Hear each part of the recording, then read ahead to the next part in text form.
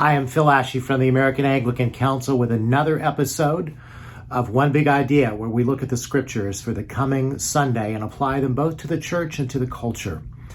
So the scriptures for this last Sunday in October are from Deuteronomy chapter 6, verses 1 through 9, Psalm 119, Hebrews 7, and Mark chapter 12. And the one big idea this week is really from Deuteronomy chapter 6, verses 1 through 9. And here's the verse. Hear, O Israel, the Lord our God, the Lord is one. Love the Lord your God with all your heart and with all your soul and with all your strength. And the one big idea is this, that we should love the Lord and follow him with an undivided heart.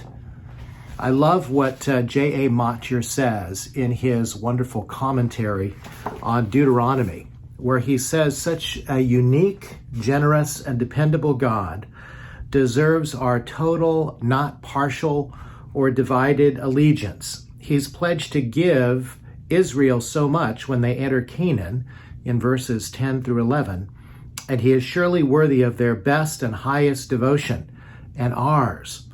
Love the Lord your God with all your heart and all your soul and all your strength. Their love and our love for the Lord must be exclusive.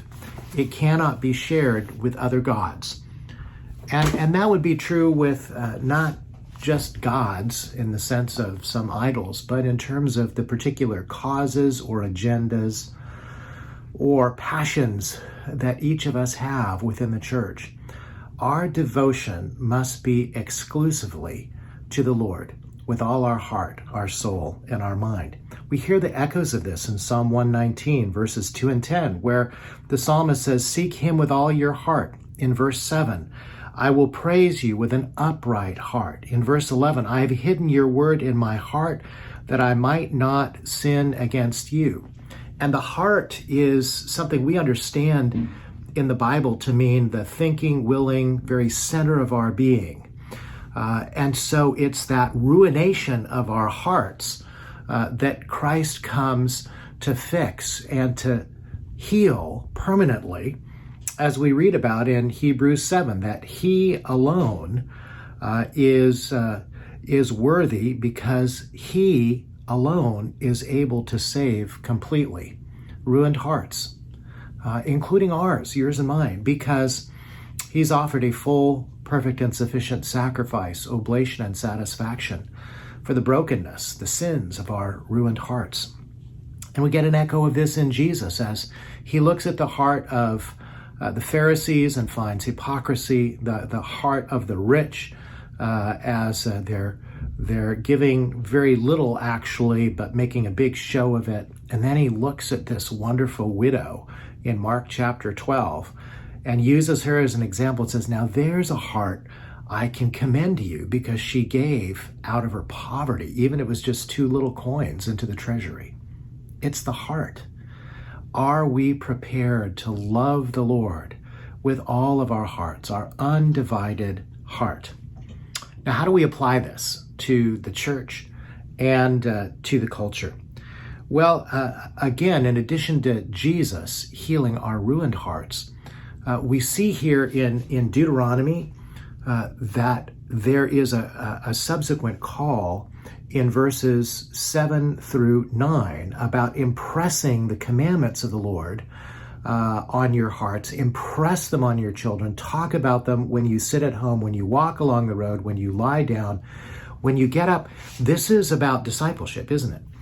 It's about moving from the heart into actual confession and living out our love of the Lord. Tie them as symbols on your hands, bind them on your foreheads. And here we're really challenging parents, if you will, to teach these commandments, to teach the same love of the Lord to their children.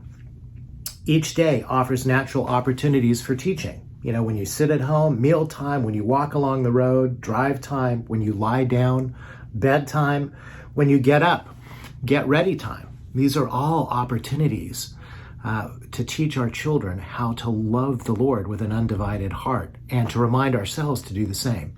If you haven't listened yet to our latest Anglican Perspective podcast, I interview a young leader, Miss Rachel Thibault, who shares about how her parents discipled her in this way, and I commend that to you as an example.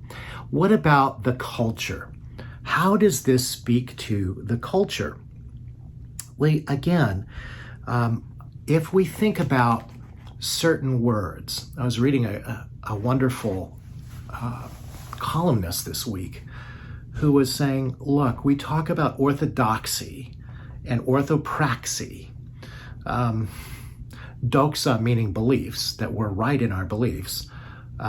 Praxis in terms of our practice, that we're right in our practice. But what about orthocardia? That is a right heart before the Lord. And how we model that, we can be so consumed with our causes and even righteous and biblical positions that we hold, that we may win a battle and lose the war by the tone and the manner in which we convey those eternal truths and even our love for Jesus. Orthocardia. Do we have the right heart as we're engaging our culture? Jesus put it this way: what does it gain you if you gain the whole world and lose your own soul in the process? If at the end of the day, as we engage our culture, we are no better than the political divisiveness and sharp rhetoric of people becoming increasingly divided in our culture, how are we going to lead people to Jesus and to an undivided love for Him? So the one big idea comes from the Shema, from Deuteronomy chapter 6. Love the Lord your God with all your heart, with all your soul, with all your strength. Why? Because He alone is worthy.